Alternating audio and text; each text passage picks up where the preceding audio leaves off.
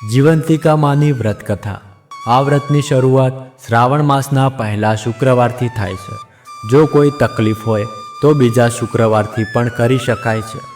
વ્રત કરનારે સવારે વહેલા ઉઠી નાહી ધોઈ લાલ વસ્ત્રો પહેરવા, 5 દિવેટનો દીવો કરી એક પાટલા ઉપર દીવો મૂકી પત્ર, પુષ્પ, ચોખા, કંકુ વગેરેથી જીવંતિકા દેવીનું પૂજન કરવું, ભક્તિભાવપૂર્વક વંદન કરી માની પ્રાર્થના કરવી, તેમની કથા વાર્તા વાંચવી, માતાજીને પ્રસાદમાં લાપસી કરી નિવેદ ધરાવવું, જમણા હાથમાં ચોખા રાખી માતાજી આગળ હૃદયની ભાવના રજૂ કરવી, પછી એ ચોખાના દાણાને ચારે દિશામાં નાખી મનનો સંકલ્પ માતાજી આગળ રજૂ કરવો, માતાજીને ધરાવેલો પ્રસાદ વ્રત કરનારે આરોગવો, એક જ સમયે પ્રસાદ લેવો, એ દિવસે પીળા વસ્ત્રો પહેરવા નહીં।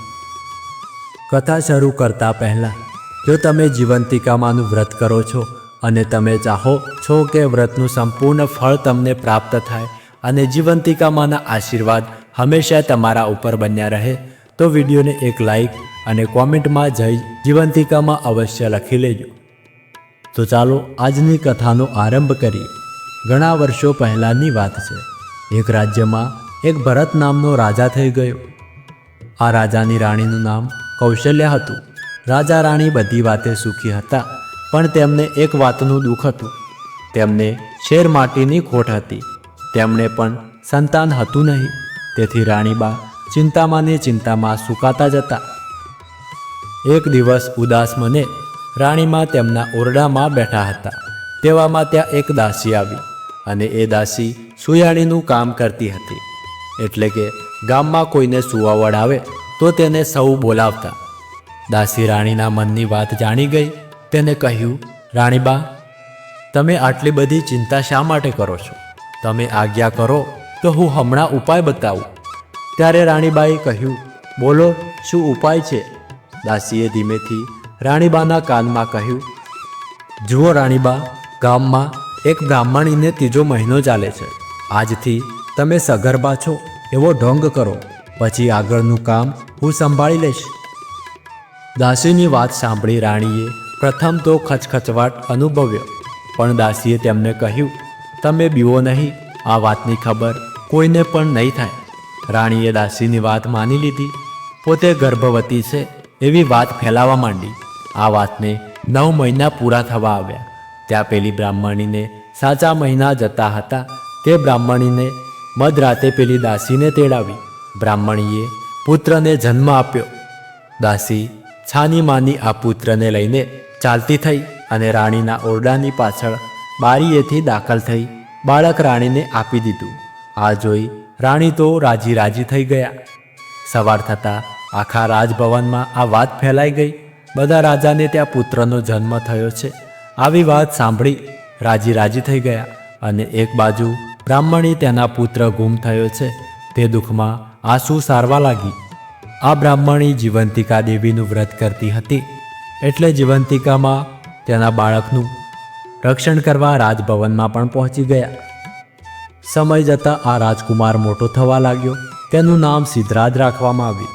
એક દિવસ રાજા મરણ પામ્યો, એટલે સિદ્ધરાજકુમાર રાજગાદીએ બેઠો। તે ઘણો દયાળુ અને ધર્મિષ્ઠ હતો। એક દિવસ રાજા સિદ્ધરાજકુમારે પોતાના પિતાનું શ્રાદ્ધ કરવા માટે ગંગાજી જવા નીકળી પડ્યો। રસ્તામાં એક વાણિયાના ઘરે રાત રોકાયો। આ વાણિયાને 6 બાળકો થયા, અને એ 6 બાળકો તેમના જન્મના 6ઠ્ઠા દિવસે વારા પરથી મરણ પામ્યા, અને આજે 7મા બાળકની છઠ્ઠી હતી, અને વિધાત્રી લેખ લખવા આવવાના હતા। ઘરના બધા ઊંઘી ગયા હતા। ત્યારે જીવંતિકા દેવી રાજકુમારનું રક્ષણ કરતા વારણા પાસે ઊભા હતા। મધરાત થતાં વાણિયાને ત્યાં વિધાત્રી પધાર્યા, એટલે જીવંતિકા માતાએ આડું ત્રિશૂળ કર્યું અને કહ્યું, હે દેવી વિધાત્રી, તમે અહીં કેમ આવ્યા છો? ત્યારે વિધાત્રીએ કહ્યું, આ વાણિયાના દીકરાની છઠ્ઠી છે, એટલે તેના લેખ લખવા માટે આવી છું। ત્યારે જીવંતિકા માએ કહ્યું, બહેન, તમે લેખમાં શું લખશો? ત્યારે વિધાત્રીએ જવાબ આપ્યો, એના ભાગ્યમાં જે છે તે લખીશ। એના ભાગ્યમાં એ જ છે કે બાળક સવારે મૃત્યુ પામશે। આ સાંભળી જીવંતિકા માએ કહ્યું, નાના વિધાત્રી, એવું તમારાથી ન લખાય. હું તમારી મોટી બહેન અહીં હાજર હોઉં અને તમે એવું અમંગળ ન લખી શકો. છેવટે વિધાત્રી જીવંતિકા દેવીની વાત માની બાળકના ભાગ્યમાં દીર્ઘાયુષ્ય લખી ચાલતા થયા. સવાર થતાં વાણિયાએ પોતાના છોકરાને જીવતો જોઈ નવાઈ પામ્યો. તે તો ખૂબ જ રાજી થઈ ગયો. તે સિદ્ધરાજકુમારને શુભ પગલાંના માની તેમને ખૂબ જ સેવા સત્કાર કર્યા.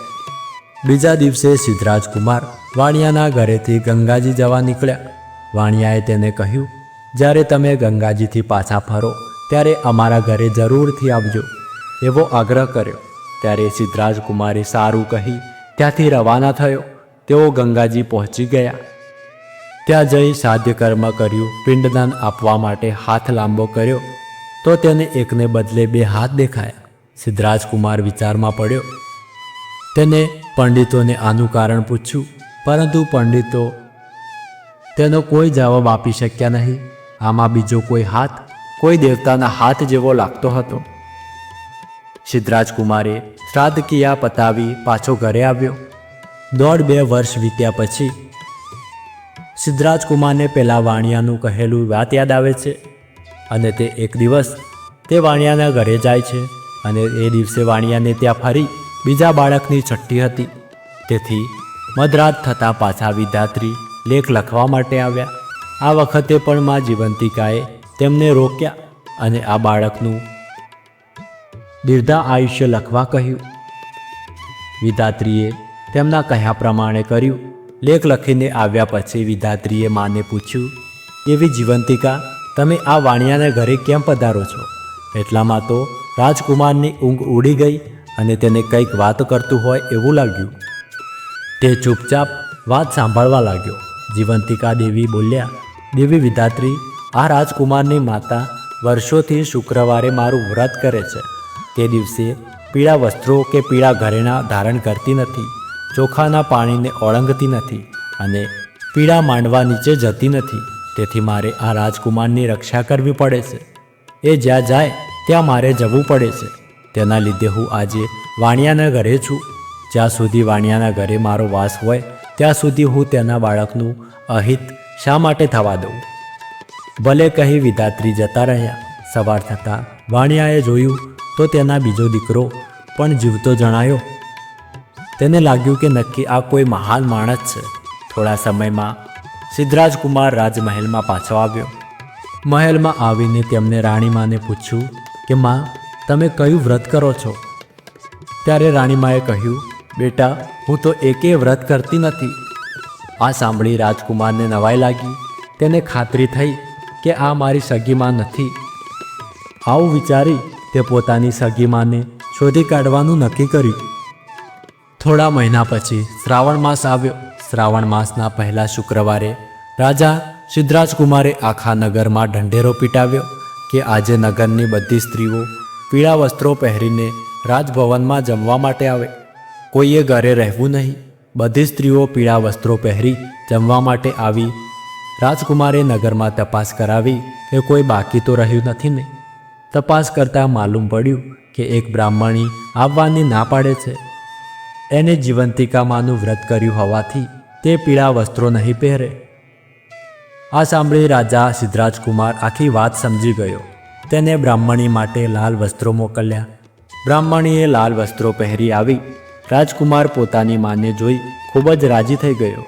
મા દીકરો સામસામે મળતા જ બ્રાહ્મણીના સ્તનમાંથી દૂધની શેર નીકળી રાજાના મોંમાં પડી. આ જોઈ બધા અચરજ પામ્યા. રાજકુમારે રાણીમાને આ બાબતે પૂછતા રાણીએ રડતા રહેતા સઘળી હકીકત જણાવી. રાજકુમાર પેલી બ્રાહ્મણીને માં કહી ભેટી પડ્યો અને તેને પોતાની સાથે રાજમહેલમાં રાખ્યા. જીવંતિકામાના વ્રતના પ્રભાવથી બ્રાહ્મણીને ખોવાયેલો પુત્ર પાછો મળ્યો અને માતાજીએ એનું રક્ષણ કર્યું. હે જીવંતિકામાં, તમે જેવું બ્રાહ્મણીના બાળકનું રક્ષણ કર્યું એવા વ્રત કરનાર સૌના બાળકનું રક્ષણ કરજો અને સુખ શાંતિ પ્રદાન કરજો. જય મા જીવંતિકા. તો મિત્રો, તમે પણ આટલા સુધી કથા સાંભળી તો તમે વિડીયોને એક લાઈક, ચેનલ ઉપર નવા હોય તો સબસ્ક્રાઈબ કરી લેજો અને કોમેન્ટ બોક્સમાં જય જીવંતિકામાં લખવાનું ભૂલતા નહીં. જો તમે 16 સોમવારનું વ્રત પણ કરો છો તો એની કથા પણ અમારી ચેનલ ઉપર અપલોડ થઈ જશે. એ વિડીયો તમે જઈને જોઈ શકો છો. મળીએ આગળના વિડીયોમાં. ત્યાર સુધી ધન્યવાદ.